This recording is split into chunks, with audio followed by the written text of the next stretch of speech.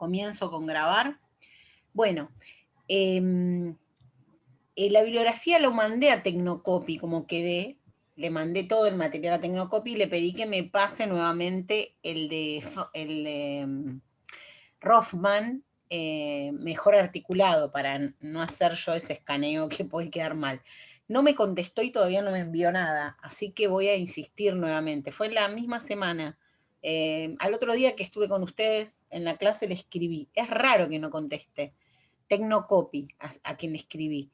¿Cuándo ustedes tuvieron conexiones con ellos por mail en este cuatrimestre de Tecnocopy? Por mail no, pero por WhatsApp sí. Ah, ¿después me lo pasan?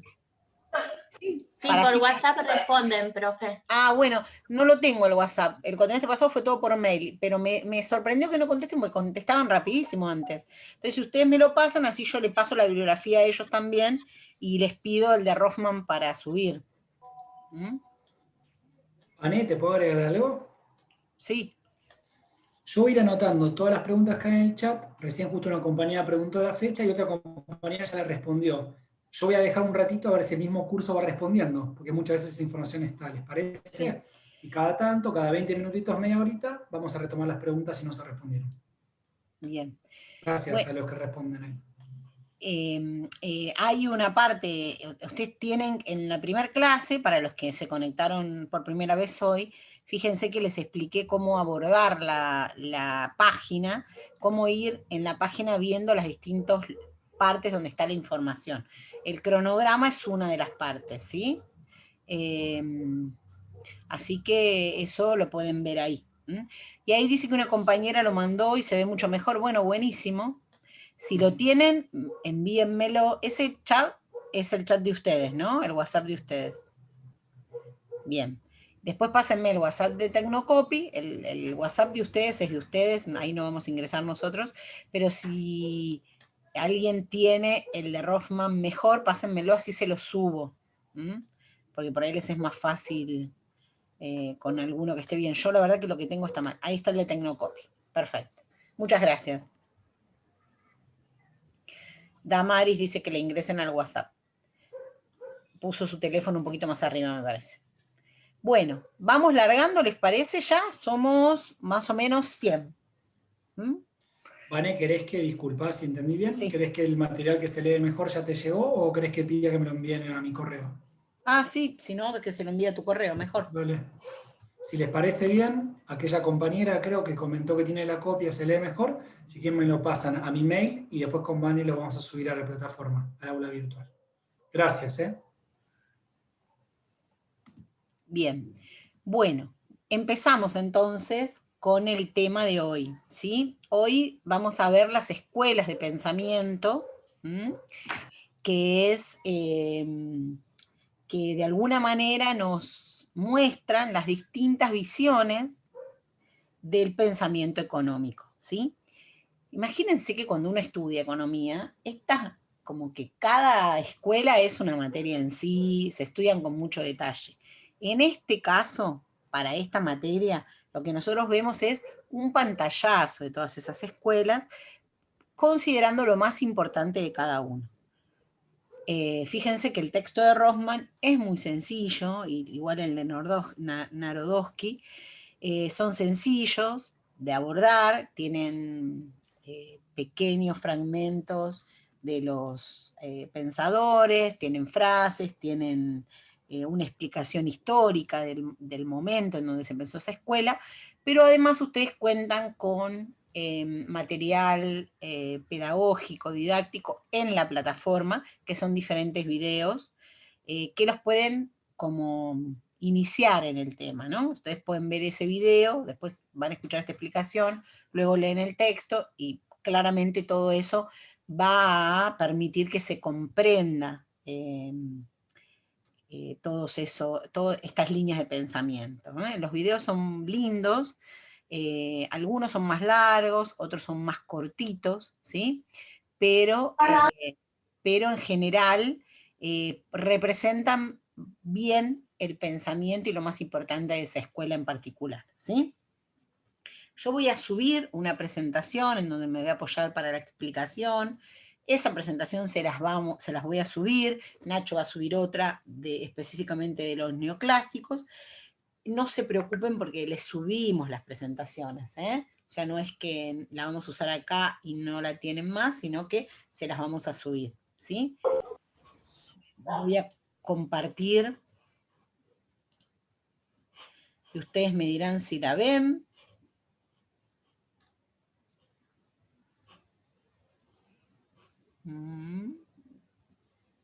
Está un poquito lenta porque no estoy con la conexión habitual porque no están dando. Estoy con la conexión de Speedy, que es... Ahí se ve, profe, ya. Bien, perfecto, muy bien. Se ve perfecto, Vane. Bien, voy a tratar de... Voy a apagar la cámara para que no me pase más rápido la plataforma. Y voy a ponerlo en presentación, ¿sí? Aguarden que está lento. Por un ratito quien va a mirar el chat va a ser Nacho, les va a ir contestando, y en el caso que haya una pregunta que requiera que paro, ¿sí? Bueno, ¿ahí todos ven bien entonces? Sí, profe, se ve bien. Bien. Bueno, acá como les decía... Sí. ¿Me querían decir algo? Perfecto, Vane, se ve. Bien. Perfecto. Bueno, como les esperen que voy a cerrar la puerta porque hay ruido a los carros que gritan. Ahí está. Bueno, como les comentaba, estas escuelas de pensamiento en realidad nos reflejan la forma en que se piensa el sistema económico, la economía, en cada una de estas perspectivas. Por supuesto, todas tienen que ver con el momento histórico en que se gestaron, ¿sí? Porque nadie piensa de la nada, sino que en cuestión de economía, mucho tiene que ver el momento histórico que se está viviendo, ¿sí? Entonces, hay una contextualización de la escuela que no tiene que ser profunda, pero sí, por lo menos comprender qué estaba pasando en ese momento, por lo cual esas corrientes, esas escuelas de pensamiento decían lo que decían, ¿sí? Vamos a empezar con la primera, que son pensadores que seguramente ustedes escucharon. Algunos los habrán escuchado en historia, otros los habrán escuchado en otras materias, pero en general escucharon alguna vez sus nombres, ¿sí? Vamos a empezar entonces con la escuela clásica, en donde los pensadores más reconocidos o más divulgados, y también porque más aportes sustanciales hicieron, son Adam Smith, David Ricardo y Malthus. Malthus no lo metí en la presentación, pero se los voy a explicar porque está en sus materiales. Y además, bueno, hay una partecita de Malthus que es interesante que sepamos. Bien, entonces, le llamamos escuela clásica a un conjunto de académicos, filósofos, economistas, que formularon los principios de la nueva ciencia económica e hicieron consideraciones sobre la política económica. Los postulados de la escuela clásica se sustentan hasta hoy como base de otras corrientes o como base de otras teorías, ¿sí? Ahí están los principales pensadores que les planteé hace un ratito, nuevamente Adam Smith, David Ricardo y Malthus. Hay otros, pero nosotros, en esta materia en particular, porque son los más conocidos, nos concentramos en ellos. Pensemos que en el momento en que estos pensadores hicieron sus aportes, estábamos ante un cambio en la forma de producción. Una producción que tenía un sistema más vinculado al artesanado, más el sistema de trabajo a domicilio. Finalmente surge con el capitalismo el sistema de la manufactura. Entonces, en los primeros esquemas de producción, el artesano recibía los materiales, en general para producir, y él era dueño de las maquinarias o las herramientas que tenía que utilizar y del tiempo que tardaba en hacer ese producto, ¿no? Entonces, el sistema de producción cambia totalmente cuando aparece la revolución industrial y se empieza a fabricar o se empieza a pensar un sistema de producción más masivo, con mayor cantidad de personas interviniendo en el proceso, y en donde el trabajador ya no es el artesano que trabaja en su casa, sino que se traslada a un lugar común, hoy le podríamos decir la fábrica, ¿sí? A desarrollar su tarea. Entonces, la importancia de la aparición de la manufactura, podemos decir que es doble. Por un lado, en este sistema el artesano se convierte en un trabajador que realiza o que recibe un salario a cambio de su trabajo. Entonces aparece una nueva relación social que se establece entre aquel que compra la fuerza de trabajo, que sería el patrón o el capitalista, y aquel que vende esa fuerza de trabajo. Ese artesano se convierte en un obrero asalariado. En segundo lugar, la manufactura comienza en la manufactura o en este sistema se comienza a desarrollar la división del trabajo, ¿sí? Que cada uno de los autores va a tener una opinión con respecto a eso, pero por medio de ella se va a lograr producir una gran cantidad de bienes en menos tiempo. En ese momento había un gran auge del comercio, por lo tanto, la división del trabajo y la productividad cobran sentido y es un tema que estos pensadores van a incorporar en sus teorías, ¿sí? Bueno, la revolución industrial,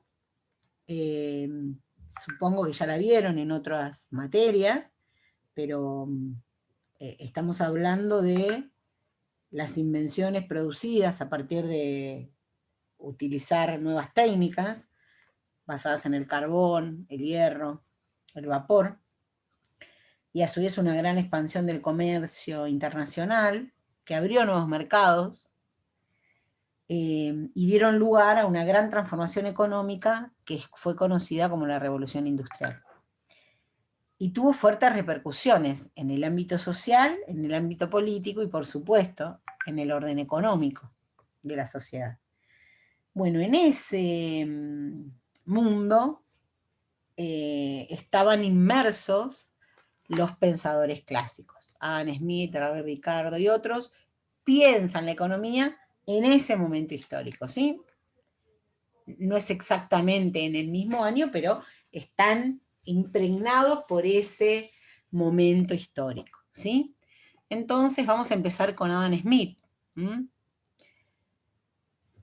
el primero de los pensadores. ¿Hay alguna pregunta hasta acá? ¿Hay algo que me tenga que detener?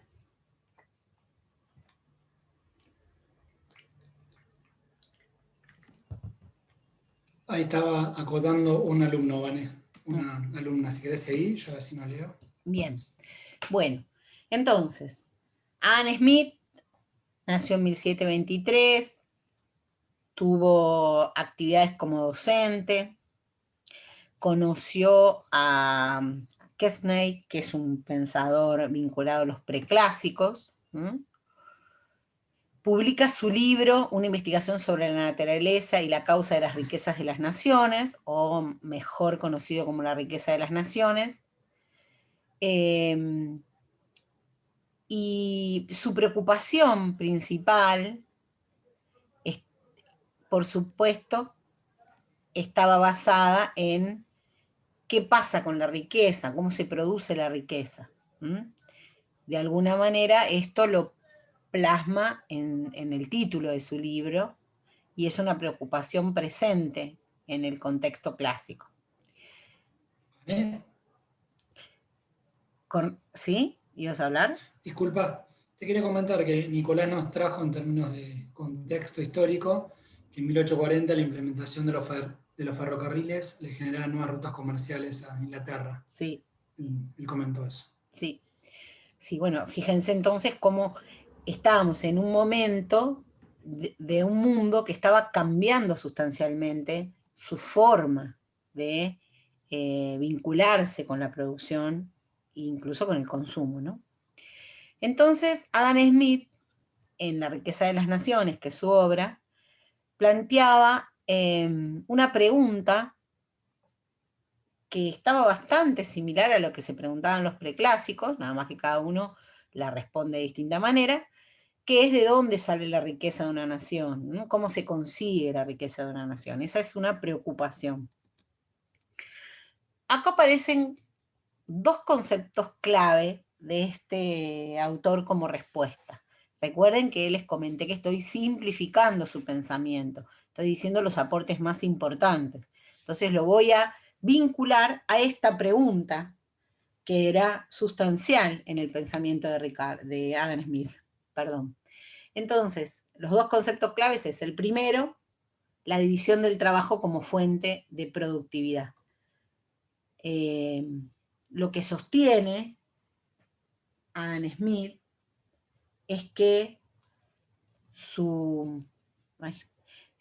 que la productividad aumenta a medida que se incrementa la división del trabajo. Fíjense.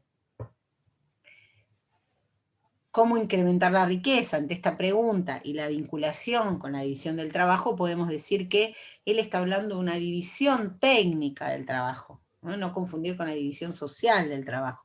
Cuando habla de la división técnica del trabajo, lo que produce, o lo que se genera, lo que se dice que produce, es mayor productividad. Porque elimina los tiempos muertos, porque simplifica las tareas de los obreros, lo que finalmente repercute en menor cantidad de errores, especializa a los trabajadores, y cada uno se hace especialista en una parte, y además permite la invención, porque en realidad se van viendo qué problemas hay que solucionar, y eso aporta a la invención de distintos procesos o incluso movimientos. Por supuesto, tiene desventajas, ¿no? El deterioro del sujeto, la dificultad de la organización directa, y se plantea que hay una propensión a permutar, ¿no? A partir de que aparece la división del trabajo y la especialización, hay mayor propensión a permutar, a pensar el mundo a partir de conseguir aquello que no tengo, ¿sí? El segundo, ¿se acuerdan que les dije ante la pregunta vinculada a cómo se origina la riqueza? ¿Cómo podemos hacer para que haya riqueza en una nación? Bueno, una de las primeras de las cosas que dice Adam Smith es, bueno, la división del trabajo es algo que nos permite generar mayor productividad, lo que nos va a permitir mejorar en términos de riqueza. El segundo está vinculado al papel que tiene el mercado y a la concepción de su mano invisible. En esta cuestión de la propensión natural al intercambio que recién les planteaba, es el intercambio lo que diferencia, según Smith. ¿Vale? Sí. Disculpa, ¿eh? Florencia nos pregunta a qué te referías con la propensión a permutar, si podrías explicarlo. Es eso, la propensión natural al intercambio, ¿no? A que en el mercado se consiguen los bienes. Esa es la forma de adquirir o de tener relación con el mercado. Uno lleva bienes al mercado y los intercambia por otros bienes que necesita, mediados por el dinero o anterior a este momento, mediados por bienes. Pero cuanto más actúa el mercado, desde la perspectiva de Smith, nos permite utilizar el dinero como el mediador natural en esas relaciones. Aparecen mayor cantidad de operaciones. Bien. El mercado entonces es el lugar donde se cambian los bienes y donde cada uno consigue lo que electivamente necesita para su consumo personal. Y entonces Adam Smith sostiene que cada una de las personas va a tratar de obtener para sí egoístamente el máximo beneficio en ese intercambio. Va a comprar aquello que perciba que le va a satisfacer mejor su necesidad, y tratará para ello de producir, por un lado, los mejores bienes y de hacerlo lo más barato posible para ganarles a sus competidores. Por lo tanto, del lado de la oferta de quienes producen los bienes, van a tratar de tener un bien que sea vendible y que tenga buen precio para que los consumidores elijan ese producto. Ese era el pensamiento de Adam Smith en este momento. Y él dice que ese mecanismo lleva a lo que denominó la mano invisible. Como todos los miembros de la comunidad harán lo mismo, el conjunto de bienes existentes aumentará al máximo del que es capaz. Así, sin que nadie lo decida centralmente, a partir de un sinnúmero de decisiones individuales, se obtendrá un máximo u óptimo social. Es ahí donde él dice, actúa una mano invisible, porque cada uno, buscando su máximo interés, va a lograr lo mejor para la sociedad en su conjunto. Los productores van a producir los mejores bienes posibles al precio más competitivo, y los oferentes van a buscar bienes que satisfagan por completo sus necesidades y que sean lo más accesible posible. ¿Se entiende?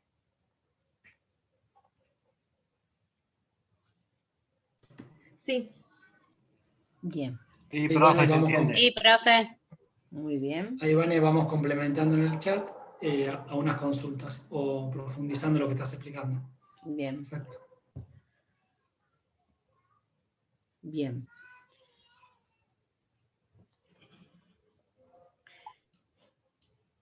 Ay, esperen, ¿eh?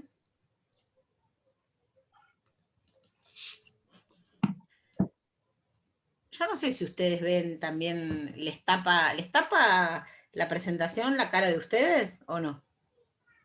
¿O no la ven? No, no. No, Nos tapa. Yo me la paso pasando el cosito, pierdo tiempo porque pienso que lo ven. Bueno, entonces, para promover el bienestar de toda la comunidad, para Adam Smith, los mejores medios va a ser estimular el propio interés, la maximización de lo que voy a buscar al mercado, de lo que voy a llevar, y el desarrollo de la competencia entre los que ofrecen productos. Entonces el empresario, de alguna manera, por las fuerzas de la competencia, está obligado a vender sus mercancías al precio más conveniente posible, ¿no? Hay toda una teoría que plantea que Adam Smith planteaba que hay un esquema vinculado a la cantidad, ¿no? Cuanto más vendo, no importa que el margen no sea tan alto, sino que en esa cantidad voy a lograr mayor cantidad de ganancia. Entonces, lo que obliga al empresario a ser lo más eficiente posible, de modo de poder mantener esos costos bajos y permanecer en condiciones competitivas en el mercado en el que actúa, ¿sí? Pensemos en qué momento dice esto Adam Smith. Lo está diciendo en un momento donde cada vez hay mayor cantidad de producción, hay posibilidades de producir, hay trabajadores para hacerlo, son necesarios esos productos en la sociedad, ¿sí? Porque en realidad hay buenas oportunidades comerciales. Entonces está hablando en un momento histórico particular. Me parece que esto se tildó. Aguárdenme. Ahí está. Sobre el mercado, lo que plantea Adam Smith es que el mercado tiene que ser lo más libre posible, que no tiene que haber intervención en los asuntos económicos. Laissez-faire, nunca lo sé decir bien, y está vinculado a esto, ¿no? A que no haya intervención en los asuntos económicos del Estado. Y sostiene que cualquier intervención del Estado, por más buena intención que tenga, lo que va a conseguir es trabar el mecanismo natural que se da entre los oferentes y los demandantes, y que va a generar ineficiencias que finalmente van a terminar en que se produzca una menor cantidad de bienes para la comunidad, ¿no? Hace un planteo de que la intervención del Estado rompe de alguna manera ese acuerdo que el mercado logra obtener. ¿Estamos bien hasta ahí con Smith? Después ustedes, profe. cuando lean Sí. Smith, les pediría que vean algunas de las cosas vinculadas al valor, ¿sí? Después los vamos a trabajar, en los videos está ese tema. Bueno, luego vamos a David Ricardo, ¿sí? David Ricardo trabajó o presentó su libro Principios de Economía, Política y Tributación, es inglés. Escribió 40 años después que Smith y se enfrenta con las consecuencias que el crecimiento industrial había generado. En cambio, Smith estaba en pleno auge del crecimiento industrial, no vio sus consecuencias, la podría percibir, o sea, las podía prevenir, pensaba que podrían pasar, pero no fue lo mismo que David Ricardo, que sí los vio. Y él hace un planteo de definir a la economía como la ciencia que se ocupa de la distribución del ingreso entre las clases sociales. ¿Por qué dice esto David Ricardo? David Ricardo, para analizar la economía, plantea tres grandes clases, o las divide en tres grandes clases. Y esas clases tienen que ver, o se dividen, según la forma en que perciben el ingreso. Ahora lo vamos a ver. Él desplazó el énfasis que se tenía sobre la producción a la distribución, ¿sí? Porque tenía una preocupación y un interés en estudiar el comercio internacional. Y acá podemos decir que David Ricardo presenta tres postulados centrales. La primera es la teoría vinculada a las clases sociales, la teoría vinculada a la distribución. Él dice, hay tres clases sociales, trabajadores, campesinos y terratenientes, y los divido de esta manera según la forma en que reciben el ingreso en la sociedad. Y dice, los trabajadores reciben el ingreso a partir del salario, ¿sí? Así es como ingresa el dinero en sus vidas. Los empresarios van a recibir el ingreso a través de los beneficios o las ganancias. Y los terratenientes, el ingreso que perciben va a estar vinculado a la renta, a la renta de la tierra. ¿Estamos hasta ahí? Nacho, cuando vos quieras agregar algo, decime y agregás, ¿eh? Yo me engancho y Vamos, sí. perfecto, Vané. Gracias. Ahí una compañera está compartiendo el texto de Rothman y ya lo estamos bajando. Ah, bueno. Después enviar. Yo estoy tratando de que pase porque hice un cuadrito que lo chafé de internet, no es que lo hice yo, pero está bueno, pero no pasa. Así que quizás no lo puedan. Vané, Sí, ¿te podría agregar algo de sí. muy, muy cortito vinculado a un concepto que trajiste muy interesante y de actualidad también que algunas compañeras y compañeros habían pedido? Sí. ¿Recuerdan lo que Vane comentaba? Que en un momento histórico, quizás un productor o un artesano pasó a ser un empleado, ¿no? Asalariado que vendía su fuerza de trabajo en un proceso de industrialización. Hoy en día sucede en muchos países capitalistas, en vías de desarrollo, desarrollados, etcétera, que está sucediendo la inversa, ¿no? Quizás muchas generaciones que venían siendo asalariados de la industria o diferentes sectores, hoy son trabajadores independientes o cuentapropistas o autoempleados, ¿está bien? Conforman gran parte de la economía popular. Sería como un proceso a la inversa. Quería comentar eso, como decía Vane, como cada proceso histórico, y como acá se está dando algo a la inversa, ¿no? En muchos de los países del mundo, sobre todo por lo que es la tecnología, etc. Perdón, Vane, quería aportar ese pequeño comentario, pues me parece interesante lo que comentaste. Bien. Bueno, aquí está ese cuadrito que les decía, los terratenientes, que perciben ingresos a través de la renta de la tierra, los empresarios a través de los beneficios y ganancias, y los obreros o proletariado a través del salario, ¿sí? Esas son las tres clases sociales con las que analiza la realidad David Ricardo. Lo segundo que nos plantea de interesante David Ricardo es la teoría de las ventajas comparativas en el comercio internacional. Entonces, él dice que la mano invisible que había planteado Smith solo funciona si se aplica a escala internacional, porque tenés mayor cantidad de mercado que abastecer. Y él consideraba que cada país debía especializarse en aquellas producciones en las que tuviera ventajas comparativas, esto es, en las que fuera capaz de producir con un costo menor que otros países. Es así como podríamos decir que Argentina debía dedicarse a producir los granos y venderlos, y otro país, Inglaterra, a producir la ropa, qué sé yo, no sé, ¿se entiende?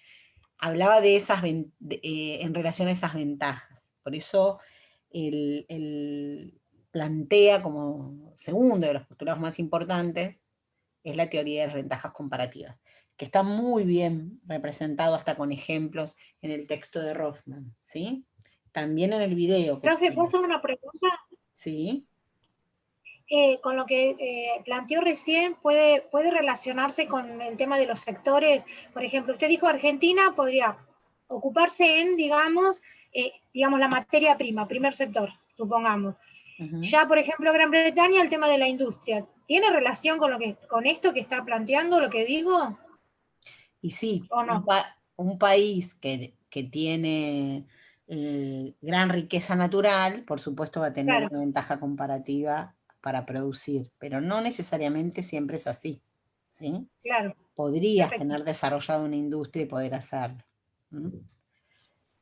En mi planteo, así lo planteaba Ricardo, o sea, él lo tomaba así, que así se maximizaba y para él esta mano invisible servía si se hacía más internacional. No sé, lo relacioné con eso, por eso. Sí, pero bueno, él plantea, yo no me meto en esta discusión, pero él explica lo que son las ventajas absolutas y lo que son las ventajas comparativas, ¿sí? Bueno, cuando habla de las ventajas comparativas, habla expresamente en la posibilidad de producir con el menor costo que otros países.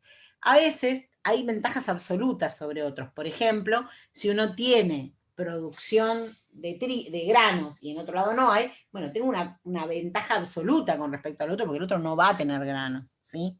Porque no lo tiene. Pero bueno, no necesariamente dice eso Ricardo, porque fíjate que plantea que está vinculado a las ventajas comparativas, no a las absolutas. En este caso coincide, pero no necesariamente coincide así, ¿sí? Perfecto, entendí. ¿Ah? Gracias, profe, gracias. Bien. Sí, entendí perfecto, sí. Yo por eso no me meto mucho con lo de las ventajas. Ay, esto se traba un montón, debe ser mi... Ahí está. Bien. Y el tercero está relacionado a la teoría sobre el valor, el trabajo y la renta, ¿sí? Bueno, aquí aparece esta concepción de que el valor de los bienes va a estar determinado por la cantidad de trabajo empleado para realizar un producto. Y que sus precios van a estar vinculados a la escasez y a su utilidad. Por supuesto que a cada uno de estos temas él le pone una definición, ¿sí? ¿Qué significa escasez? ¿Qué significa utilidad? ¿Qué significa valor? Y aquí, en este punto, lo vinculado a la renta, él hace una mención o presenta una teoría que es muy conocida, que es la que llamamos teoría de la renta diferencial. No me acuerdo si lo puse aquí.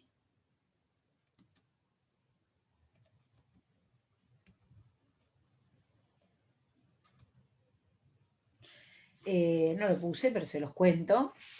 Lo más importante, sobre la teoría de la renta diferencial, lo podemos explicar esquemáticamente, con ejemplos, con cierta complejidad, pero lo más importante, nosotros vemos acá, como les decía, un abuelo de pájaro todas las teorías, no nos detenemos, si no explicaríamos con mucho más, si estuviéramos en administración con contador, hablaríamos más tiempo sobre lo que significa la teoría de la renta diferencial. En este caso lo más importante es entender el concepto, ¿sí?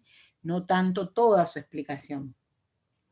Pero la teoría de la renta diferencial está vinculada a que a medida que se va aumentando el uso de las tierras, la productividad de la última parcela va a ser menos productiva que la primera. ¿Por qué hace referencia a esto? Porque plantea que en el supuesto en que tuviéramos que utilizar porciones de tierra con diferente rendimiento, si tuviera que cultivar tríos en una tierra totalmente óptima, voy a poder utilizar la cantidad de esa tierra y me va a rendir X cantidad, X toneladas de trigo, por ejemplo. Cuando esas tierras ya no están disponibles, voy a usar tierras que tienen menos rendimiento. Por ahí no pueden llegar a producir 80 toneladas de trigo, van a producir 60, ¿sí? Y es el máximo que pueden producir. Y así sucesivamente, cada vez se van utilizando tierras con menor rendimiento, ¿sí? Cuestión que aquellos que tienen la tierra más óptima siempre van a tener o van a percibir un beneficio mayor a quienes usan la parcela de menor rendimiento. ¿Se entiende? Es un concepto, lo tienen claramente en el video con una explicación que está editado, está bueno porque ustedes van viendo los pedacitos, cosa que yo no podría hacer acá porque no tengo la habilidad para hacerlo. No sé, Nacho, si querés explicar algo, si se entendió. Estaba ahí leyendo, Vane, perdón. Daniela traía la pregunta si se puede entender como oferta y demanda. No. Vinculado a la escasez y la utilidad, decía ella. Si estamos hablando de lo que está en pantalla, que es lo de los precios, sí. Pero lo que dije de la teoría de la renta diferencial, no, porque habla de la producción. Y el rinde. Era previo. Profe, Ah, era previo, está bien. Sí, entonces sí. yo había entendido del texto que el precio de la renta se ajustaba a la ganancia que tenía el que rentaba la tierra de menor calidad. Ujú. No sé si es así. Sí. Ahí, Sí. cuando hablamos de la renta diferencial, ¿sí? Hace referencia a eso que vos decís. O sea, que la renta que va a ser siempre la diferencia entre el producto obtenido por iguales cantidades de capital y trabajo en tierras de calidad diferente, ahí es donde nace el concepto de renta diferencial, que es eso lo que vos decís. ¿Sí? Los invito a que lo miren, lo lean del material y que trabajemos sobre ese concepto en particular después de la lectura. ¿Sí? Vane, Sí. quizás algún ejemplo que pueda servir, si uno pensara que la tierra es infinita, por ejemplo, y que uno pudiera producir trigo infinitamente con tierras muy productivas, no tendrías ese problema, entre comillas. Claro. Lo que sucede es que la tierra es finita, es un recurso limitado, y uno empieza a utilizar tierras que la producción por hectárea es cada vez más bajita, ¿no? Como si en el país uno se acercara a lugares más áridos. Eso es un poco lo que explica David Ricardo. Bien. Y después, antes de los neoclásicos, tenemos a Malthus. ¿Se acuerdan que les dije que no estaba? Lo voy a agregar en la presentación, así les queda. Malthus, que es otro economista clásico. Ustedes quizás lo escucharon, en alguna materia lo ven, no me acuerdo, varios años me dicen siempre dónde lo ven. Filosofía, no me acuerdo, sociología, en alguna de esas materias lo ven. Malthus, el aporte que se le reconoce en vinculación con la economía es un ensayo donde expone su ley de población. Ese ensayo que él escribió es una respuesta a un libro inglés que expresaba en realidad que la propiedad privada era la causa de la pobreza. Entonces, Malthus, cuando escribe su ensayo sobre la ley de población, está como en contra de ese postulado, y él dice que la verdadera causa de la pobreza se encontraba en una ley de tipo natural, por la cual la población crece más rápidamente que la cantidad de alimentos que las sociedades son capaces de producir. Entonces él de alguna manera plantea que el crecimiento de la población va a estar limitado por el volumen de los medios de subsistencia, que le podrían dar el alimento para cubrir sus necesidades. Cuando aumenta los medios de subsistencia, él dice que la población crece.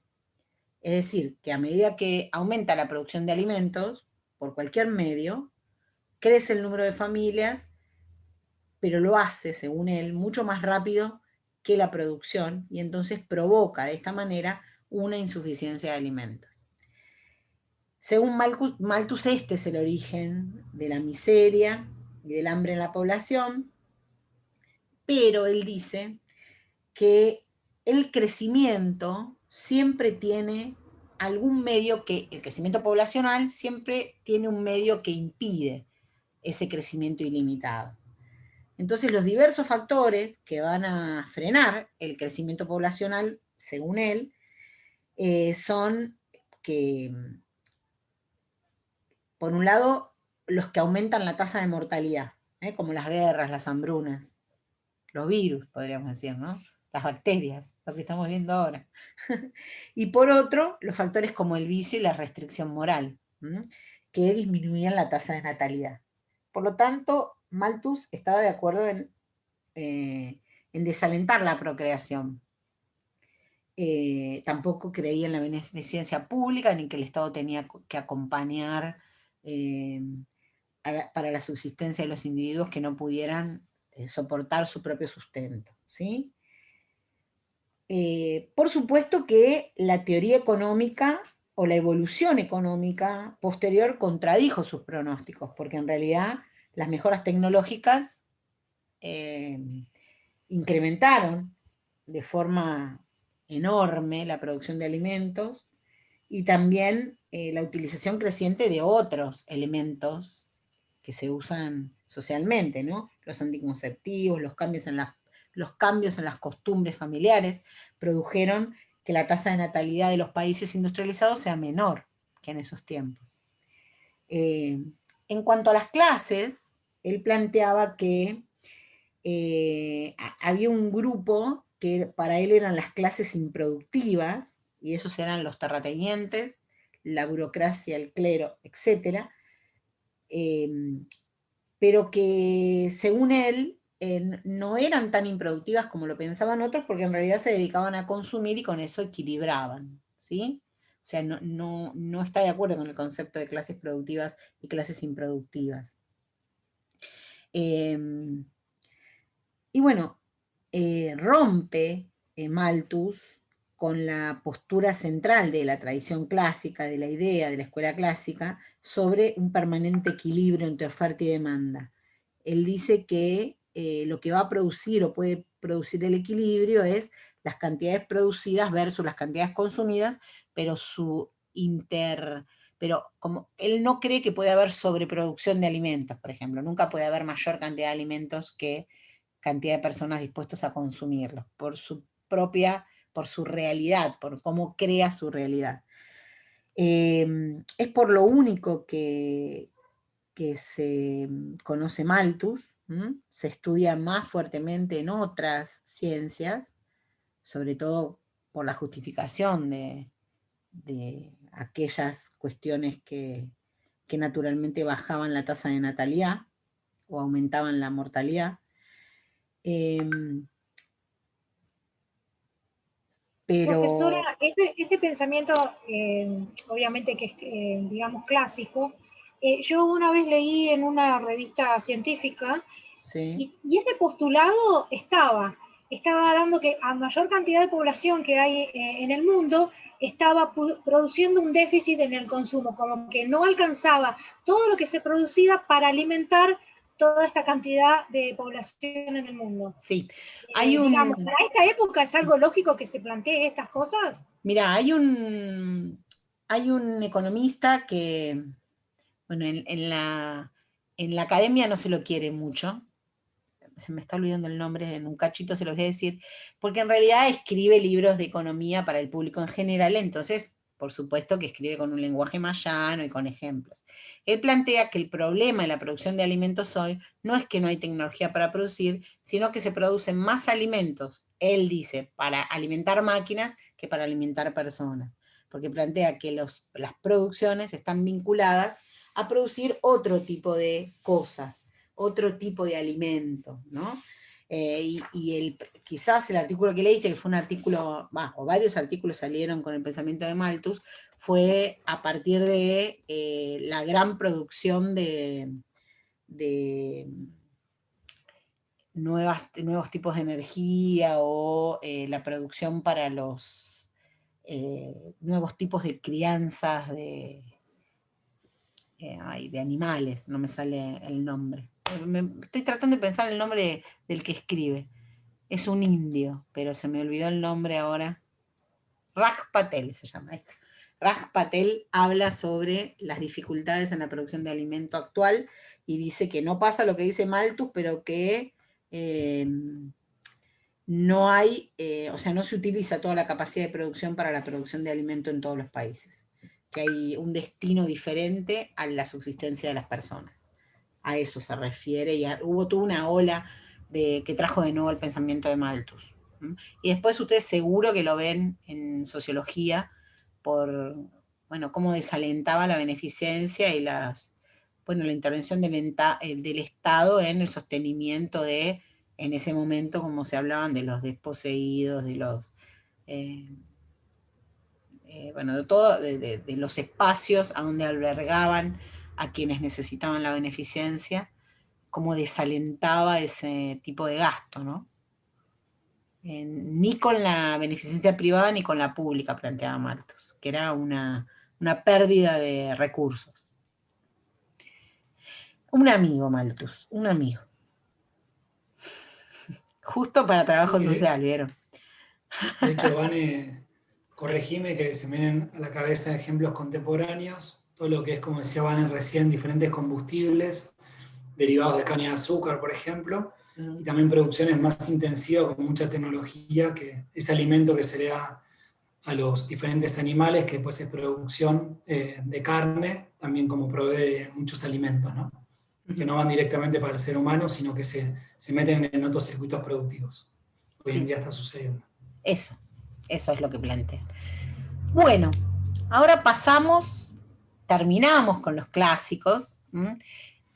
Inmediatamente después de los clásicos deberíamos ver a Marx, ¿sí?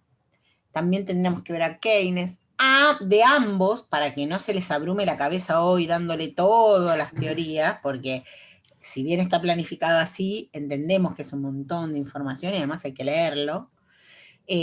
Nosotros pensamos en explicar la escuela clásica y los neoclásicos.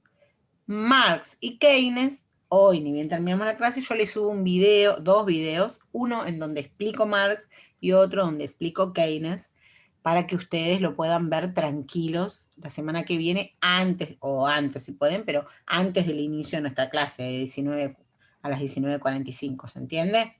Para que hoy por lo menos se puedan dedicar a estas dos escuelas y la semana que viene a otras dos escuelas. Y bueno, empezamos con otro tema vinculado a los neoclásicos también la semana que viene. ¿Se entiende?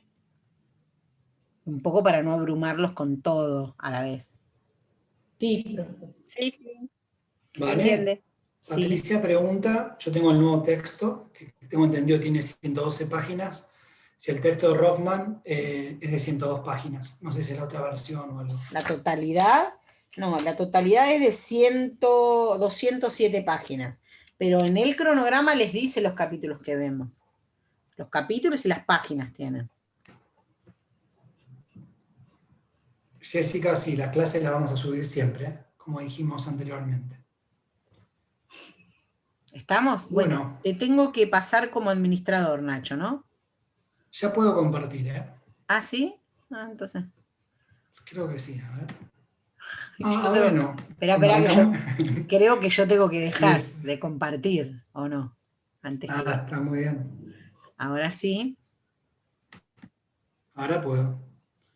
Miren que Las voy a- escuelas son clásicos, neoclásicos, Keynes y Marx. Hay más. Podríamos haber visto los preclásicos, como fisiócratas y mercantilistas, que no los vemos, y después las nuevas escuelas contemporáneas, como los monetaristas, etcétera, etcétera. Vamos a ver solo esas 4, ¿sí?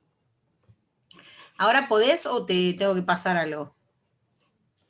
Ya puedo, Vane. Profe, ¿Sí? Ahí está. ¿Keynes y Marx entran dentro de los clásicos también? No, son otras 2 escuelas. Clásicos es una, escuela marxista o el marxismo otra, Keynes es otra y neoclásicos es otra.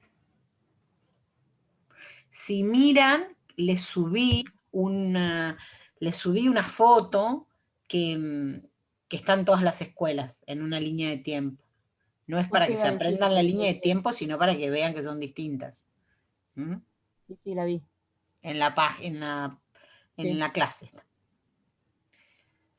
Bueno, ahora yo tomo la posta del chat y para cortar Gracias, Vane. voz siempre Muy- pasamos a Nacho. Muy claro todo. Y nos lo decimos entre nosotros, ¿viste? Ya que no nos lo dicen ellos.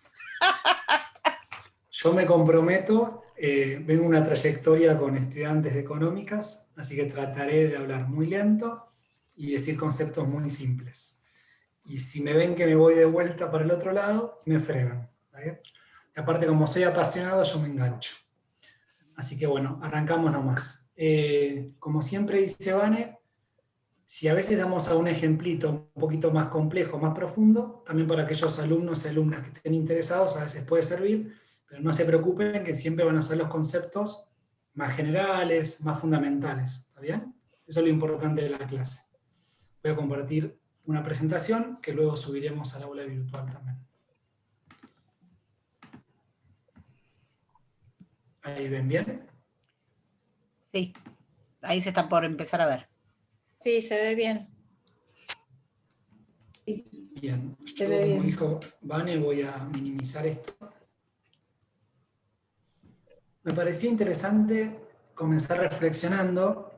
Los neoclásicos básicamente, que ahora lo vamos a ir viendo, una de las principales preguntas que quisieron responder con mucha efervescencia, esperen que cierro acá, es tratar de explicar cómo funciona un mercado y qué es lo que determina los precios del mismo, ¿no? Y ahora van a ver que buscaron como simplificarlo y tratar de darle una explicación como más matemática, Profe, se más te fría. corta un poquito la comunicación. A mí no, ¿Se ¿eh? corta, Vane? No. No, ¿A no, los se demás? escucha bien. ¿Se escucha Se bien? escucha Capaz, bien. capaz Se que es escucha tu bien. internet. Tiene un problema tuyo de señal.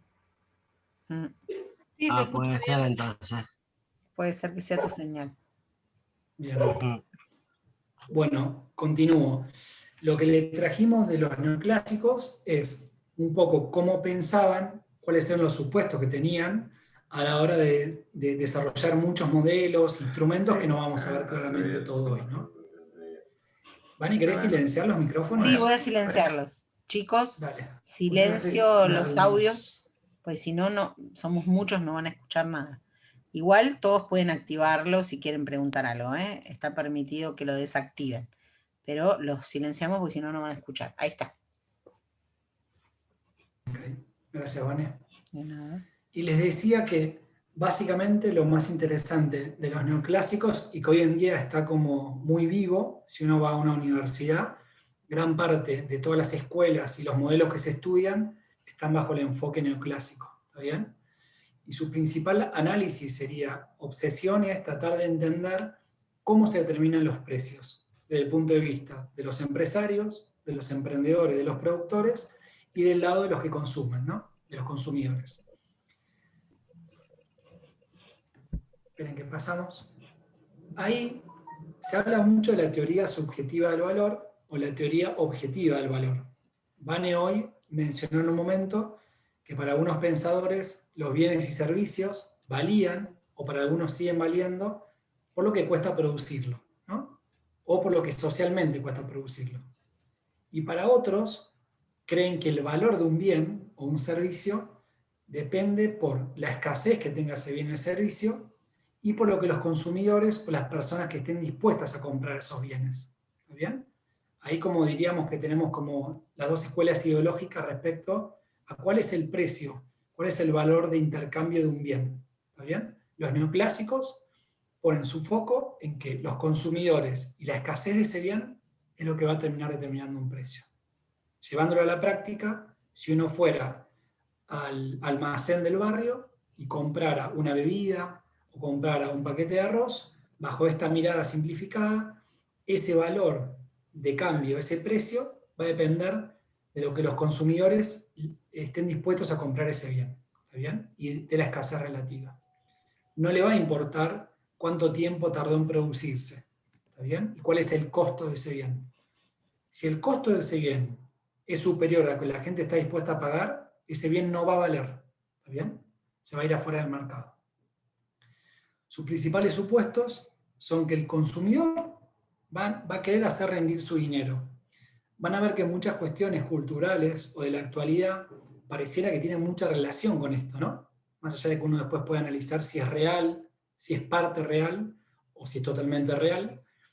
Fíjense que muchos de los supuestos de los neoclásicos parecieran que en el imaginario cultural, económico del ciudadano están presentes, ¿está bien?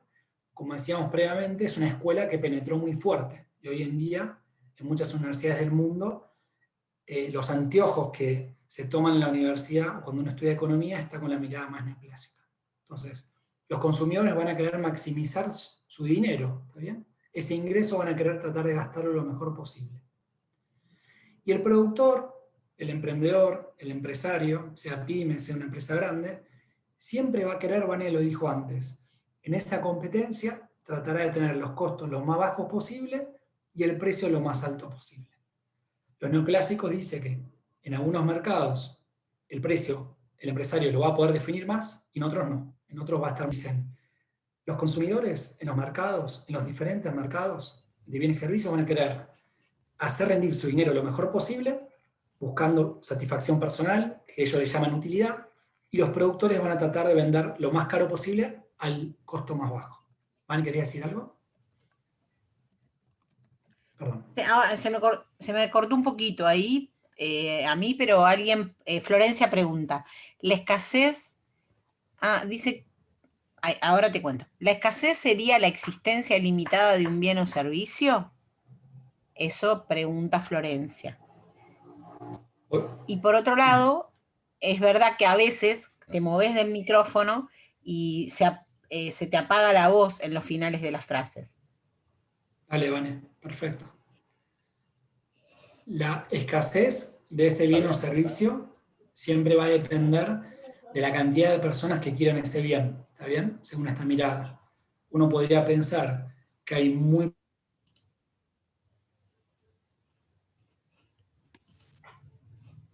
Se silenció, profe. La silencié yo. Silenciaste, Vane, ¿no? Sí, sí. Quise silenciar a todos y se silenció a vos también. Está muy bien. No, comentaba compañera que siempre la escasez va a estar determinada porque alguien también quiere ese bien.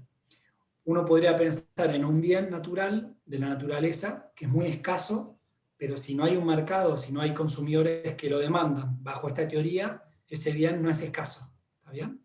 Siempre va a ser una relación de la cantidad de bienes o servicios que haya en el mercado y cuánta gente lo quiere.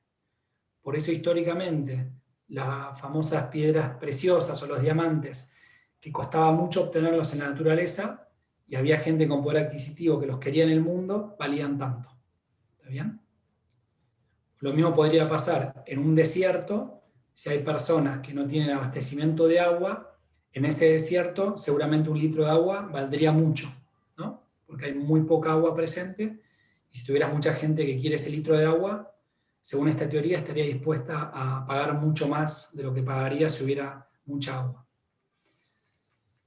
Y acá un poco para reflexionar, quizás lo más interesante a nivel más analítico de esta mirada más neoclásica, ellos estudian mucho cómo los mercados se arman, ¿no? Entonces uno podría pensar, cuando uno va a comprar una gaseosa de marca, de las empresas grandes, Coca-Cola, Pepsi, etc., ¿cuántas son las empresas que están realmente en ese mercado? Y las que compiten y las que determinan precios. Bajo esta teoría, si las empresas son poquitas, van a tener mucho más poder sobre el precio. Y los consumidores vamos a tender a pagar mucho más de lo que pagaríamos si hubiera muchas empresas. Del otro lado, si uno pensara un mercado donde hay muchos productores y mucha gente que quiere comprar, podría ser un mercado central, con cientos de puestos de productos similares, ese precio va a ser mucho más competitivo, ¿no? Mucho más barato sería, que es un poco lo que decía Vane antes. Si alguien quiere vender un litro de banana a 100 pesos y el productor de al lado puede vender a 98, lo va a hacer. Entonces va a terminar bajando el precio. Esto es un poco Nacho. los 3 puntos. Sí, Vane. Hay una pregunta que dice, aguarda, profes, ¿y el valor de uso de qué escuela es? En el texto hablan también de un valor según cuánta utilidad tenga un producto. Y después, anda vos, Vane, si querés. Y después hay otra pregunta, infiere en el valor, y no sé a qué hace referencia, porque era lo que vos estabas planteando. Infiere en el valor, pregunta. Jessica, ¿se lo puedes explicar? Sí, se oía mal y ahora no se oye. La profe. ¿Ustedes también la escucharon Sí, a la mal? profesora sí, se escuchó mal. Perfecto. Para la compañera que preguntaba, está muy bien. Muchos de los pensadores, ahora cuando Vane que se vuelve a reincorporar, se lo puede vincular con los textos, muchos de los pensadores económicos han diferenciado el valor de uso del valor de cambio. ¿Está bien? Para esta teoría, para la escuela neoclásica, lo que importa no es el valor de uso en sí, sino el valor de cambio, que es el precio que se va a determinar por los gustos y preferencias de los consumidores. ¿Se entiende? Uno podría decir que es la valorización, el uso que cada consumidor le va a dar, pero eso es subjetivo, también depende de cada persona. ¿Se entiende? Ok. Por ejemplo, si uno está en un pueblito muy chico y hay una pizzería, la persona de ese pueblo que más le gusta la pizza, para esta teoría, para esa persona la pizza puede valer 300 pesos, por ejemplo. Para otros consumidores puede valer menos, ¿está bien? ¿Qué es lo que están dispuestos a pagar? Depende de lo que cada consumidor percibe. Por eso se le dice teoría subjetiva del valor. ¿Se entiende? El mismo bien en el mercado tiene diferentes valoraciones para los consumidores. Y esa interacción en el mercado va a determinar un precio promedio según esa interacción de los que quieren comprar y los que están dispuestos a vender. ¿Ahí se me escucha mejor? Perfecto, Vane. Bien. Sí, Bueno, profe. bien. Ahí a la pregunta de valor, según la escuela, bueno, cada uno tenía distintas apreciaciones sobre el valor. En el caso de los clásicos, especialmente Smith, plantea que el valor tiene dos significados. Por un lado, a veces expresa la utilidad de un objeto. A eso se le llama valor de uso. Y en otros va a expresar la capacidad de comprar otros productos. Y eso es el valor de cambio. ¿Sí? Eso es lo que respecta a los clásicos. Después tenemos lo neoclásico, que es lo que acaba de comentar Nacho. Marx va a pensar diferente con respecto al valor. ¿Sí? Y te dicen que no hables de pizza hasta ahora, porque se nos van a rajar todos. Por eso piensen, cuando decíamos con el ejemplo del pueblo, que esta teoría le da tanta importancia a lo que piensa, lo que prefiere y lo que decide el consumidor. Recién, Vane, hablábamos de eso, ¿no? Que la persona que más le gusta ese bien, no lo vamos a nombrar, para esa persona estaría dispuesto a pagar un precio más alto, quizás que incluso que el que termina pagando. Y cada consumidor tiene sus propios gustos. ¿Está bien? Pareciera que esta línea en algunos aspectos es más amigable, más intuitiva hoy, porque está muy atravesada por lo cultural. ¿Está bien? En general, hemos crecido y nos hemos desarrollado en sociedades que están mucho bajo este paradigma. ¿Hay otra pregunta, Vane? No. A ver, me voy un poquito más arriba. Sí. Hay algo que preguntó Jessica. Ah, ya la contestó el profe, dice. Jessica, y Bien. después, un poquito antes vi que decía, ¿es la oferta o la demanda? Janina dice, sería la oferta y la demanda, pero bueno, lo dijo 8:51, justo cuando se me cortó, porque te iba a decir las dos preguntas, pero logré decirte una. Cuando estábamos lejos de la pizza, ahora estamos más cerca. Sí, más lejos de la pizza. Estamos más ¿Te lejos. acordás qué era Janina, cuál era tu pregunta? Sí, era cuando estaba hablando de la escasez, el profe. Perfecto. Bien. Sí tenía que ver con esto, con la oferta y la demanda también del producto. Cuanto más demanda, quizás haya más oferta, pero ¿hasta qué punto? Porque ahí ya se produce un punto de escasez, ¿o no? Sí, siempre la escasez es relativa a ese mercado específico. Incluso podría haber un mercado que es muy chico y hay muy poco de un producto, ya con que haya más gente que quiere comprar ese producto, va a haber una escasez relativa y el precio va a tender a aumentar, según esta teoría. Bien, gracias. Acá hay un nuevo ¿Vamos? mensaje. No, dice que se escucha bien. Perfecto. Bueno. Bien. ¿Ya Un poco estamos, Nacho? repasando. Ah. Nos falta un poquito, ¿estamos bien de tiempo? Sí, hay tiempo, hay tiempo. Vamos. Retomando lo que Vane traía, estos son los conceptos más importantes, ¿no? Que gran parte de los economistas clásicos, o al menos algunos de ellos, consideraban que el valor de los bienes y los servicios se determinaba por el coste de los factores. Yo acá les traje una mujer trabajadora, carpintera. Bajo esta teoría, uno podría suponer que el costo de esa mesa o de esa silla va a depender del tiempo y del trabajo de esa trabajadora, más toda la materia prima y todas las maquinarias que tengan que incluirse para poder producirlo, ¿no? Es el costo de los factores de producción, que sería la mano de obra, los insumos, la maquinaria, etc.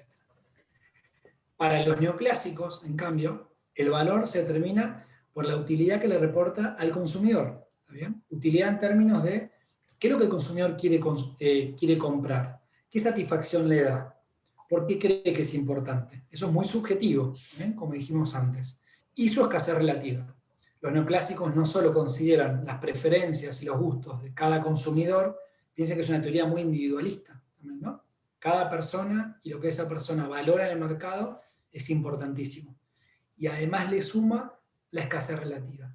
Si muchas personas valoran mucho un bien y encima de ese bien hay poquito, va a tener un precio muy alto, dirían los neoclásicos.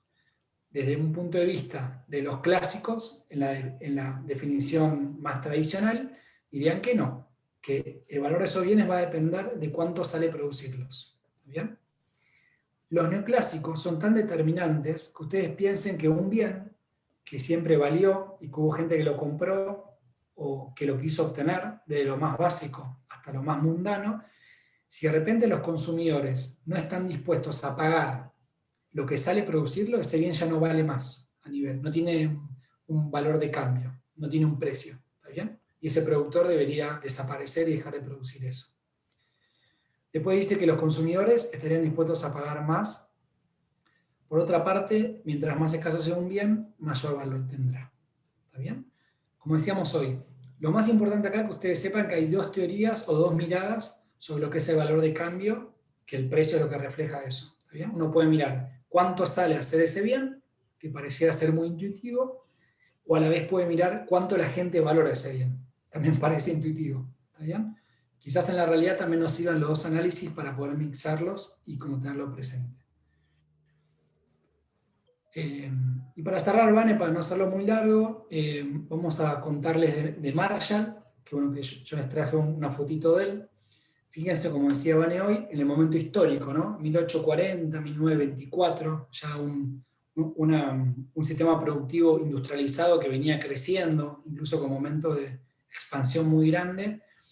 Y la obsesión de él, se dice que es uno de los fundadores de la microeconomía neoclásica, que todavía perdura en muchas escuelas de pensamiento, era la determinación de los precios y las cantidades de equilibrio de un mercado. ¿Cuántos autos se producen en Argentina y cuántos autos se terminan demandando y comprando en el 2021. ¿Está bien? Concretamente buscaban entender eso. ¿Cuál va a ser el precio de ese auto en el país? ¿Por qué? ¿Y cuántos autos se van a producir y cuántos se van a demandar? Es un poco lo que trataban de explicar.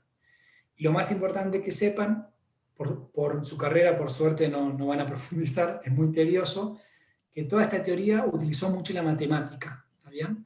Siempre trató de sacar el componente humanístico, humano, histórico, y trató de racionalizar y matematizar estas relaciones sociales, ¿no? Como si fueran relaciones matemáticas. Esto es una crítica muy fuerte a nivel más epistemológico y uno diría más como ciencia, ¿no? Querían que la economía se pareciera más a la física o más a la química. Eso también es como... Entonces por eso van a haber muchos gráficos, muchas funciones, muchas cosas que asustan, ¿no? En general, cuando ustedes vean muchos gráficos, muchas curvas, oferta, demanda, derivadas, cosas más complejas que no vamos a ver, está vinculado mucho con... por eso estamos, y quería traerles, este es un famoso grafiquito, que aún es quizás, donde hay mucha interacción de la oferta y la demanda.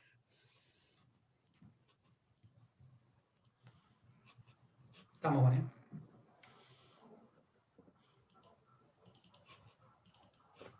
¿Van, estás ahí? Traté de ir lo más lento posible. Espero que se haya entendido. Sí, se entendió, profe. ¿La profe debe estar silenciada de nuevo? ¿Ahí me ¿Van, escuchan? estás ahí? Ahora sí. Tengo muy mala conexión porque estoy con la conexión de Speedy, porque la otra conexión que tengo está caído. Así que por eso es que se me ocurrió poner la cámara y soné todo. La voy a sacar porque eso es lo que pasó. Bien. Le respondo a alguien que me dice si sé algo de Cristina Miranda. Sí, se le rompió el teléfono, tiene otro provisorio. Por eso es que no te podés conectar, Laila, que me habla. Bien. Ahí creo que todos te están diciendo que sí, que se entendió. Que se entendió bien. ¿Vos me escuchás, Nacho? Te escucho perfecto y me siento un poco más trabajador social ahora. Nunca vamos a poder ser, nunca. Nos faltan muchos trabajos. 1, trabajo 2, trabajo 3. Todas esas materias por las que pasan. Muy bien. Bien. No, ahí dicen si sí, por supuesto necesitamos saber qué plantea cada escuela, cuál es su impronta particular, y hay pensadores icónicos dentro de la escuela. Por supuesto, de los clásicos necesitamos a Adam Smith, a Ricardo y Malthus diferenciarlos, ¿sí? Y así sucesivamente, ¿sí? Con cada una de las escuelas. Nosotros como nos planteamos 1h15 más o menos para cada clase, sabemos que esta clase, la de las escuelas, nos lleva más tiempo, por lo tanto, lo que vamos a subir de material que nos falta son Marx y Keynes. Ambos son más sencillos que estos, porque ustedes de uno o de otro modo ya vieron esos autores, y los vieron en otras materias, los escucharon, están más familiarizados con ese pensamiento. En cambio, el tema de estos autores quizás no lo vieron con este sentido, ¿sí? Ahora, por el otro lado, plantearles que, me olvidé, estaba por responder algo que me planteaban ahí. Los materiales, Costa ya lo subí. Lo subí el otro día, alguien me lo pidió y lo subí, ya está subido Costa. Quien me pregunta es porque no lo vio o vio hace tiempo y no volvió a ver en estos días. Profe, una consulta. ¿Sí? Del texto de Costa, que supongo que es la pregunta de la compañera también, porque en la bibliografía dice texto de Costa, primera parte del capítulo 1.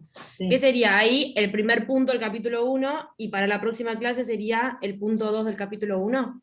No, porque Costa habla del marxismo, neoclásicos, habla de todas las escuelas.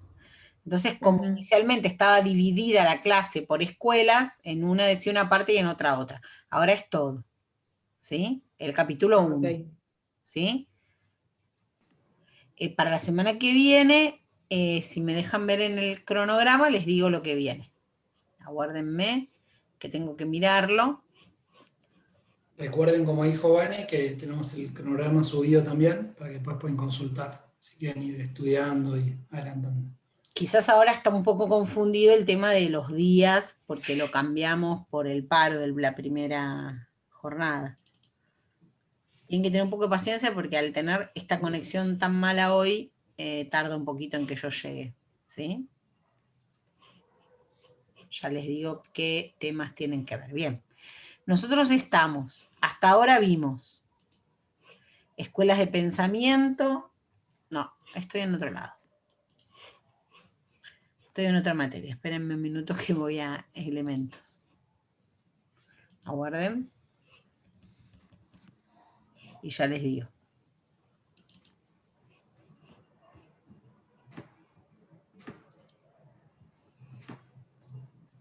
De la página no lo voy a poder mirar al online porque está muy lenta, así que lo voy a mirar de... ¿Querés que lo comparta, Vane? No, ahí ¿El está, mira, cronograma? ya está.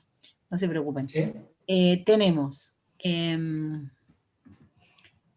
Burkun, bueno, vimos las escuelas, hasta el 28 estaríamos viendo escuelas, hasta el 28 del 4. Hasta ahora vimos escuela clásica, neoclásica, les voy a subir a Marx y a Keynes, ¿sí? Mercantilismo y fisiocracia no lo explicamos, no lo vimos acá, lo tienen en el libro, es sencillo, igual si quieren que lo demos, lo damos, pero por favor léanlo y mírenlo que no tiene complejidad, es entenderlo hasta desde lo histórico, ¿sí? Pero sí vamos a subir el pensamiento keynesiano y el pensamiento marxista, ¿sí? Y después, o sea que la clase que viene, lo que se va a ver es elementos de macro y microeconomía, ¿sí? Eso es Narodowski, páginas 39 y 52, y algún material que le vamos a subir de oferta, demanda y equilibrio. Se los vamos a subir en estos días. Ese es el único material que nos falta subir, porque, bueno, de acuerdo a lo que llegamos a dar de neoclásicos y cómo veníamos las cosas, veíamos qué material subíamos, ¿sí? Pero son, tienen que leer, la semana que viene es Narodowski, página 39 a 52, que es Economía para empezar por el principio, un material que está escrito para WOCRA, y un material de oferta, demanda y equilibrio que le vamos a subir, que quizás hasta se lo subamos después de la clase. Por supuesto, tienen para leer todo lo de las escuelas, porque les vamos a subir Keynes y Marx, ¿sí? Profesora, le hago una consulta, entonces no está corrido el calendario, porque en el calendario original, donde el 7 supuestamente había clases, el 28 veíamos elementos de macro y microeconomía. Sí, por eso les dije la otra vez que cambiaba. Está bien, pero entonces, pero usted está diciendo que la semana que viene, que es 28, vamos a ver ese tema. Entonces, ¿qué es lo que no vimos del calendario? Fisiocracia y mercantilismo no lo vieron. No viste Keynes ni Marx. Nada. Está bien, entonces, bueno, pero entonces ese no va, ese es como que lo borramos. Yo digo por el material porque yo lo voy bajando y lo voy teniendo. ¿Qué cosa no va? Entonces, el que era la fecha original del día 14, mercantilismo, fisiocracia y escuela clásica, lo borro del calendario, yo porque tengo el calendario impreso y con eso me voy fijando Pero yo les aclaré que no usen el impreso, que usen el que está online porque cambia. Si lees el inicial, es lo que pusimos. Es el inicial, por eso. Ok, listo. Bueno, lo vuelvo a imprimir entonces. No te enojes, pero es el mecanismo que tenemos con la virtualidad. Hay que ser flexible en ese sentido. No me enojo, pero a veces no es por mi caso porque tengo los medios como para poder imprimirlo, pero hay compañeros que la verdad es que tienen poca conectividad, que nos vamos pasando las copias, y esto de que vaya variando, por ahí uno lo imprime una vez, se toman el trabajo de ir a imprimir todo a la fotocopiadora, y si nos va cambiando así en online, yo no estaba al tanto que era online. Les pido disculpas entonces. Por más que el cronograma cambie, los temas los van a ver, así que lo verán antes o después, pero no cambian los materiales. Y desde el primer día que subí el material, les puse que miren el cronograma online por los cambios que hay en la virtualidad. Por eso se los aclaré en la presentación de la materia. En la materia, cuando ves la presentación, se los aclaro, donde les pongo el cronograma. Y les dije que les subía el Word por las dudas, pero que lo miren online, ¿sí? Es la realidad que tenemos, no la podemos modificar. Y cada clase volvemos a hablar de los materiales, del cronograma. Así que también los que tienen poca conectividad lo van a poder ver en los videos. Profesora, Melina, ¿le puedo hacer una pregunta? No, quería agregar, Vane, primero Melina, gracias por el comentario, y quédense tranquilos y tranquilas que, como dice Vane, los temas y la esencia, a lo sumo puede ser que entre un tema coordinado y otro después, pero básicamente va a ser eso, ¿está bien? Así que quédense tranquilas, sobre todo que no va a haber temas nuevos, no es que va a entrar un tema que no iba a entrar para el primer parcial, y siempre trataremos de ir contando durante las clases, ¿está bien? Eso para darle tranquilidad. Sí, una pregunta que usted comentaba recién de Keynes. ¿Puede ser que sea del capítulo 7 de Rothman? Sí, Rothman ve Keynes solo, como ve cada una de las escuelas, toma un capítulo para cada escuela, y el 7 es Rothman, Keynes, que empieza en la página 85-86. Sí.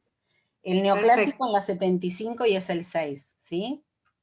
Perfecto, sí, muchas gracias. Y después el otro, el de Narodowski, tiene más resumidas las escuelas, pero también las tiene. No tiene fisiocracia y mercantilismo. Fisiocracia y mercantilismo solo lo tiene Rothman. Y lo tiene, hay videos de fisiocracia y mercantilismo explicados en la página, ¿sí? Fisiocracia y mercantilismo, no sé quién es que me pregunta acá, lo contesto igual, es Natalia. Fisiocracia y mercantilismo está en Rothman. Solo en Rothman está, y en los videos que están subidos en la plataforma. Profe. Sí. Cuando usted dice que va a subir Marx y Keynes, ¿es que va a subir los textos o que va a subir un video? Un video de explicación. ¿Pero un video de usted explicando o un video de esos de YouTube? Un video mío explicándolo. Genial, gracias. Los textos ya están, Marx y Keynes ya están los textos, en los materiales, en Rothman y Narodowski. En ellos dos están las dos escuelas. Muy bien. Bueno, entonces la semana que viene, micro y macro son los elementos de las cuestiones específicas del estudio económico sería. Ya no son las escuelas, sino que nos metemos específicamente en algunos elementos de análisis, ¿sí? Profe. Sí, David. Ya que están con tanta paciencia, ¿en qué pestaña van a poner los videos? En la pestaña de la clase siguiente. Las Muchas clases grabadas van en una unidad que se llama clases grabadas, que está el video, ¿sí? Okay, lo gracias. otro lo ponemos dentro de la página en sí. Y clase que viene, como decía Vane, hacer micro y macro, nos vamos a entretener un poquito. ¿Bien? Sí, ahí hay que estar despejados. Trataremos de que se entienda. Sí, ahí sí les recomendamos que se conecten porque puede ser que haya más preguntas por los elementos. Sí. No son difíciles, pero está bueno prestarle atención.